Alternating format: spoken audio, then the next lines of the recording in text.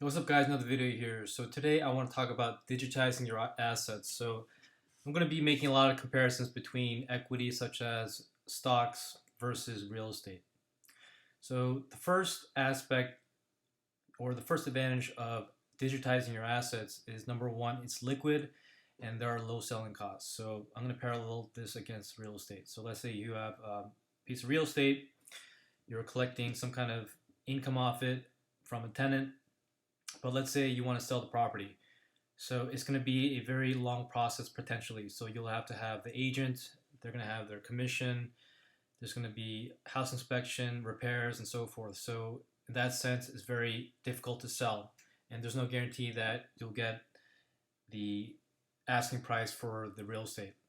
So in that sense, having a liquid portfolio of stocks and whatever else that can be sold, stocks, ETFs, and so forth, that's a huge advantage. So let's say you need to liquidate quickly to get some cash or to lock in a profit, you can do that. And it's very transparent. So the real estate market isn't as transparent because there's going to be comparables to properties, real estate trends, and so forth. So it's not as transparent as looking at a stock price and ticker symbol that's going every few seconds when you are viewing it on exchange. So from that standpoint, having a digital asset such as a stock or ETF that's liquid and has a very low selling cost. So usually it's going to be a flat fee or no commission at all. So from that sense, it's really advantageous because it's liquid and there's lower selling costs. So point number two is it's able to be moved easily. So no matter where you go across the country or around the world, you'll be able to carry those, essentially carry those equities and stock with you. So you just have to access your account. However, you can't easily move real estate. So let's say you want to have another property, you have to liquidate your current property and get the property that you're moving to. So in that sense, you can't reap the benefits of having this asset with you at all times. And because you are unable to watch the asset such as real estate, it's going to cause you undue worry and you won't be able to monitor as easily. So you need to rely on other people to watch the property for you. So from that sense, I think equity such as stock and ETFs are more portable, and of course it just takes a button to and internet access to access the accounts. So for that sense, it's better. Okay, and number three is there's no cost to maintain, or there's very little maintenance for a brokerage account or assets that are digitized. So simply you just have the account in some kind of brokerage firm or some kind of secured account, secured insured account such as a bank account. So you don't have to worry about maintenance and things, in repair, things like that. So that's a major downside of real estate. So you can have, for example, earthquake, fire, bad tenants destroying your property and so forth. So, and again, there's other issues such as plumbing, electrical, amenities such as the washing machine, dryer, things like that, that can go bad at any time and that will need repair. So it's a lot of headache trying to maintain a real estate property because the tenant will need to have things fixed immediately when they do go bad because they're paying a rent, obviously, for your property. So in that sense, I don't like to have real estate in the sense that it's going to take a lot of maintenance and a lot of potential drama from the tenant if things go wrong. And again, they may have pets, you may have a no pet policy, but let's say they have a pet, it damages the property, they have parties, they damage the property, something gets thrown around or something physical happens to the property, you'll have to take care of it. So from that sense, real estate is a very big headache because of the cost to maintain it and the fact that you have to watch over it all the time. And number four reason of maintaining your assets digitally is they can appreciate faster and far greater than real estate.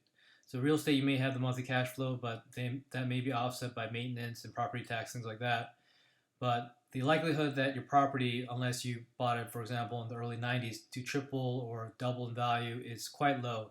And from that standpoint, if you do wait to sell your property 10, 20, 30 years down the road, the value of the dollar is going to be lower anyways. So you're going to be eating inflation that entire time. So from that standpoint, I don't like to invest in real estate unless possibly you have your real estate at a very low cost and you buy in cash and generates you really good cash flow, and it also appreciates at the same time. But otherwise, it's smarter to have a digital asset such as stock or ETF that can appreciate at a faster rate and a greater rate.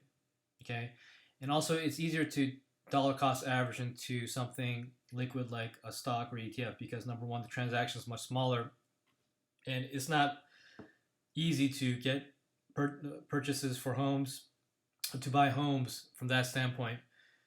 So, from that standpoint, it's just impractical. And again, it requires lots of paperwork, agents, commissions, repairs, maintenance, all that. So that's why I tend to stay away from real estate.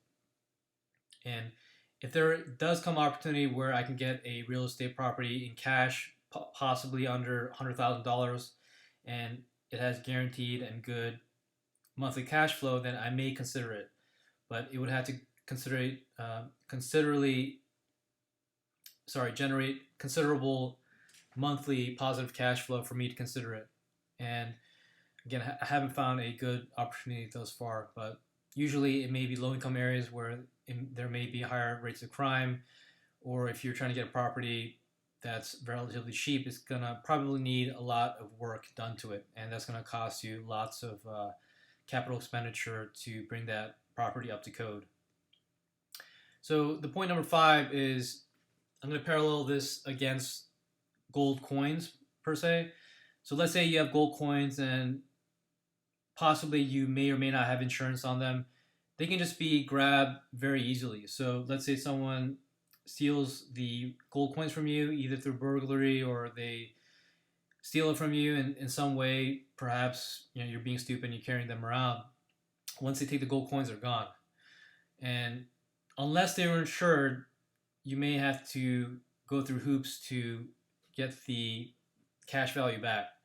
So from that standpoint, because a lot of brokerage firms, well, all of them are insured if you deal with a reputable firm in the United States, also with bank account where it's insured as well. So FDIC and SIPC insured.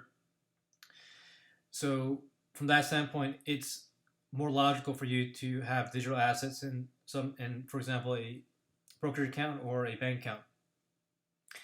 And unless you have a really good insurance policy against your gold coins, I don't really endorse or espouse having gold coins because you have to move them and they can be stolen and they're physical assets that can't be easily recovered. So just to recap on why you should digitize your assets. Number one, they are liquid and they have low selling costs or no selling costs at all via commission.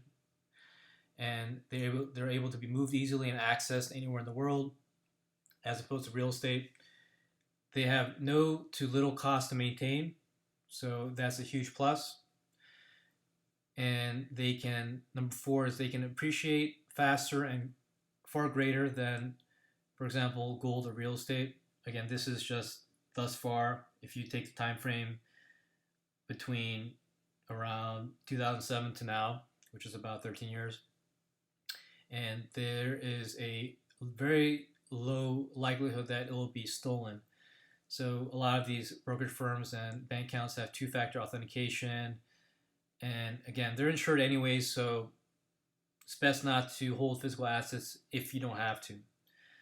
So again, that's just my take, and hopefully these 5 points give you additional clarity on digitizing your assets. But again, I'm a big proponent of having digital assets, and if you have your assets digitized, these 5 things are great advantages to do so. So anyways, thanks guys for watching, and stay tuned for the next video.